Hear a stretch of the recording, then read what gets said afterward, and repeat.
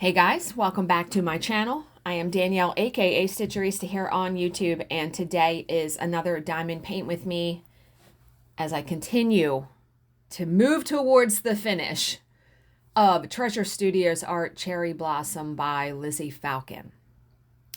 And today will be a true crime story time, of course. So yesterday we had the arbitration, and it was not, what's the word? There were some very frustrating moments in there. Nothing to do with the connection that my boss had. That was all fine. It was just dealing with the team members. And I worked until about 7:15. And I'm off today and tomorrow. We have the arbitration next Monday and Tuesday. And then we have like a week and a half break from it, but that's when it really starts up. After next Monday and Tuesday, November 8th is when it really starts up, and we have it like all of November, all of December. 3 weeks November, 3 weeks December. Oh, I did forget we have it though on the 1st and the 2nd. Yeah, they added those 2 days. So we have it next Monday and Tuesday, and then we have it the following Monday and Tuesday. So then it starts up back on the 8th, like full force. Honestly, I didn't miss it one bit. I am looking forward to it being done with. Seriously, it's just so much work in the course of a day. But okay, so it was done at 7:15. Bill and I had dinner. Easy dinner of like these little microwave pizzas that we got at Costco. And then I stayed up. I stayed up till almost 3 in the morning watching the 3rd season of You on Netflix. Those people are some fucked up people. But it was good. The season was good. And I got a lot of stitching done on my project. I'm almost finished with that. But yeah, I'm tired today. Like, I was up at 7:30, so I'm like, not nearly enough sleep. And Bill's sister is still stable, but in my opinion, isn't really doing any better. They are considering doing a tracheostomy on her because they don't want people on the ventilator too long. And this Sunday will be 2 weeks that she's been on it. So, I tried to look up stuff, and it says for people that have like a severe case of COVID, it can take 3 to 6 weeks to get rid of it. And I feel like she has months of recovery ahead of her. But we still hold out hope that she will make a full recovery. And, yeah, so thank you for all of the continued thoughts and prayers and all of that. I really do feel like all of that stuff does help. And I know Bill feels pretty helpless because we're here, and not that we would be able to do anything anyway. But yeah, it's just a waiting game. That's all it is at this point. So today I'm going over my mom's at 12:30. Charlize has an early dismissal from school. So I'm going over there, and we're going to be doing a video, which I'll probably get up on my channel today, trying the Burger King ghost pepper nuggets. So, and I'll also be able to give my mom her birthday present because I was working yesterday. Yesterday was her birthday. So yeah, I'll be over there for a little bit. And yeah, just trying to get, this video done this morning and all that good stuff. So it's about 9:20 in the morning here when I'm recording the voiceover. I still have to record the diamond painting part of it. But today's story is Anthony Joyner. So the Kirsley home at Christ Church Hospital in Philadelphia is the oldest nursing home in the United States, or Kirsley. Established in 1762, Jesus. This specialist facility caters to some 60 elderly ladies, each of whom is accommodated in her own apartment. That's pretty cool. It is an extremely well-run facility staffed by competent and caring personnel. It is hardly the sort of place where you would expect to find a serial killer, And yet, in the first half of 1983, just such a creature stalked the hallowed halls, leaving a trail of death in his wake.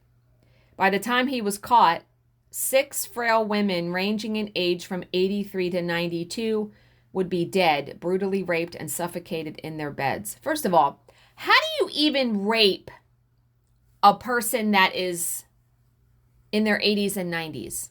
How do you even, do that? I think of my grandmother, and I would, my God, that had to have just been horrific for those people. So the first sign of anything amiss came on January 21st, 1983. At 92 years of age, Margaret Eckerd was the oldest resident at the home. Yet, despite her advanced years, she was an active and alert individual, much loved by everyone because of her sunny personality. And it was somewhat of a surprise then when she failed to show up for breakfast on that Friday morning. A nurse was dispatched to Mrs. Eckerd's room and found her lying unmoving on her bed.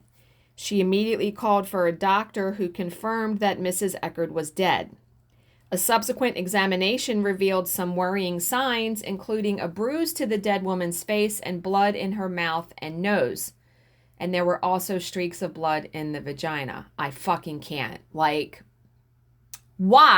Why would you? I just want to know why.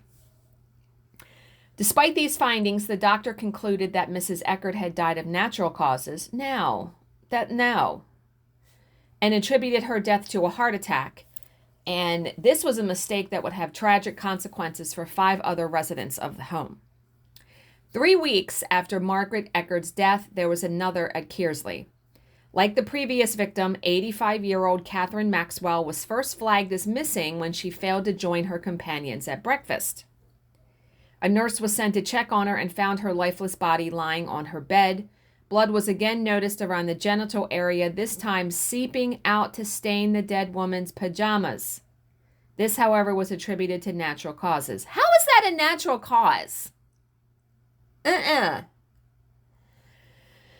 March 27th, 1983 was the 86th birthday of Elizabeth Monroe, another resident at the home. She had spent the day with friends, eating cake and visiting late into the evening.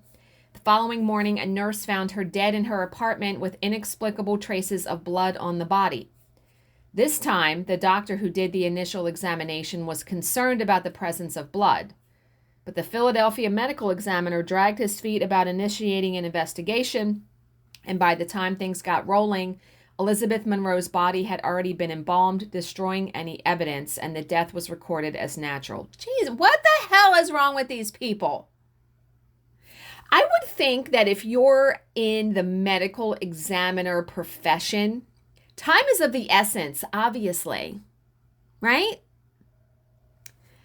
And then finally, 89-year-old Lily Amley. No, not finally. So this is number 4 or 5. 89-year-old Lily Amley was one of the Kirsley home's most outgoing residents. The octogenarian was still socially active and even had a boyfriend. You go, Lily. Even had a boyfriend who visited her regularly from another residential home. On June 1st, Lily was found immersed in a few inches of water in her bathtub, dressed only in a pair of stockings. There was a quantity of blood in the water, but it was theorized that she had suffered a heart attack while preparing her bath and had fallen in. The investigation went no further than that. My good God. A little over a month later, on July 5th, 75-year-old Abby Mortimer was found dead in her apartment. Her private physician was summoned immediately and carried out a post-mortem examination, but had no reason to suspect anything other than a natural death. Then on July 19th, there was a double tragedy at the nursing home. 90-year-old Eugenia Borda had only been living at Kirsley for a month when she was found dead in her apartment. Blood was noted around her nose, mouth, and vagina, and this time the examining physician refused to sign the death certificate, certain that Mrs. Borda had been the victim of foul play. Those suspicions were firmed up just a few hours later when another elderly resident of the Kirsley home was found dead. Good night! What? 72-year-old Mildred Alston lived right across the hall from Eugenia Borda. She was found lying on her bed, her panties discarded beside the body, suggesting that she might have been raped. I'm guessing it has to be someone that works there, right? What the frick? That bit of evidence forced the medical examiner into action. 72 hours later, the ME's office delivered its verdict. Eugenia Borda had died of strangulation, while Mildred Alston had suffocated to death. Alston, it emerged, had also been robbed. Her diamond ring, wedding band, and purse were missing from her room. Detectives assigned to investigate the two apparent murders soon learned of the 5 strikingly similar deaths that had occurred at the Kirsley home. They quickly realized they were dealing with a serial killer, one who raped and murdered elderly ladies. From there, it wasn't too difficult to figure out that the killer must be a member of staff at the home. You know shit, right? A stranger wandering the halls would have been noticed immediately. All 40 employees of the home were questioned, but there were none who immediately aroused suspicion, certainly not Anthony Joyner, a 22-year-old assistant diet technician who everyone at the home appeared to like. 22 years old. But then investigators got a tip-off from one of Joyner's friends. It appeared Joyner had been shooting his mouth off about a rape he had committed on a 68-year-old woman who lived in his neighborhood. Detectives did some checking, and sure enough, they found an unsolved rape that tallied with the tip-off. Joyner was immediately arrested and brought in for questioning. Initially, the slightly built Joyner denied any involvement in the rape or any of the murders, but under intense questioning, he eventually cracked and blurted out, okay, I killed them all. He then went on to relate how he had carried out the murders. I don't understand. You're 22. Why are you raping and murdering women who are in their 80s and 90s? I don't even know what to say to that. So, according to Joyner, all of the murders had been committed on nights when he had gotten into arguments with his girlfriend. Angry and frustrated, he had gone out drinking and from there had made his way back to the Kirsley home, where he entered through a cellar window. He had then begun wandering the halls, not following a deliberate path, but looking for unlocked doors, and when he found one, he entered. Wow, if you think that you can't be safe in a facility like that, Finding the occupant asleep, Joyner had subdued her with a pillow over the face, suffocating her into unconsciousness. He had then raped the victim before finishing her off again with a pillow or a makeshift garrote. All of the victims, with the exception of Lily Amley, had been chosen at random. Mrs. Amley, however, had been deliberately marked out for rape and murder after she reported Joyner for theft. Oh, so her stuff was stolen. Wow, okay. This was the confession that Anthony Joyner signed off on, but the ink was barely dry when he recanted, saying that he had been coerced. Despite these denials, he was charged with 7 counts of murder, rape, theft, and other related offenses.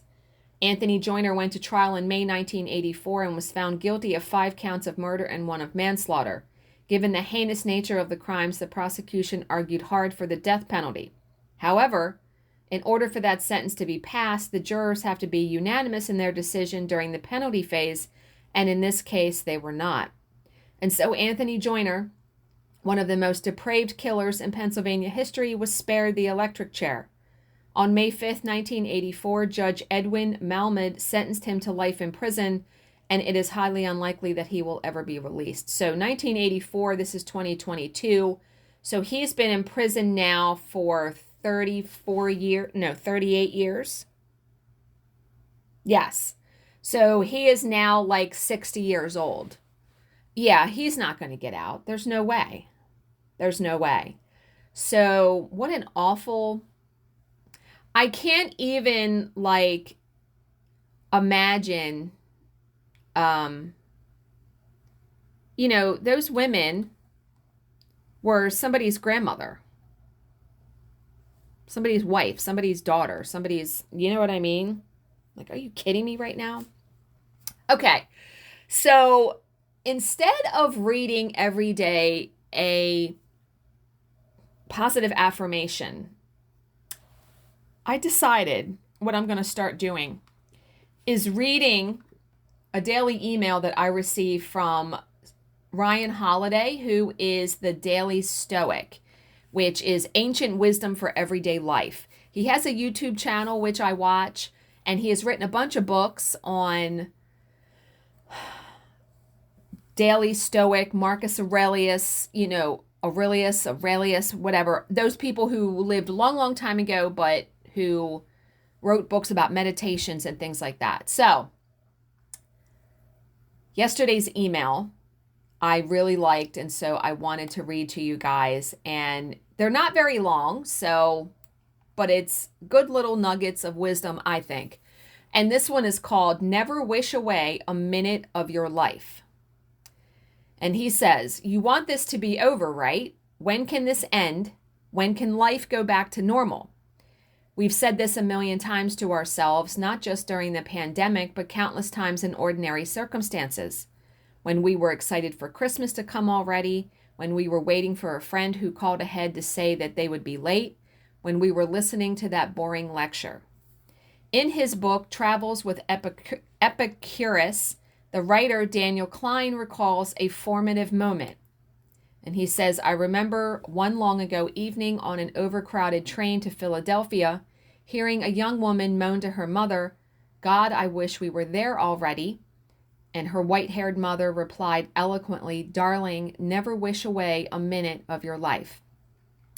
Remember what Seneca, why can I not say that? Epicurus's rival and secret fan would say, and this is what really hit me when I read this yesterday. Life isn't short. We just waste it. We waste it wishing for things to be otherwise. We waste it waiting for it to be over. We waste it by ignoring what's in front of us. We waste it resenting, complaining, rejecting. That hit me like nobody's business because, like yesterday during the arbitration, you're wishing that it's over. And I really want to start stopping doing that, right? So he says, now is now. It can never be anything else. Now is your life. Live it, love it. That's all you can do. You won't get anything else. You won't get another moment. Never wish away a minute of your life. It's a gift, should you choose to accept it. And I really, really love that because most sayings, people are like, oh, life is short, blah, blah, blah. And he's right. For most people, life isn't short. We just waste it.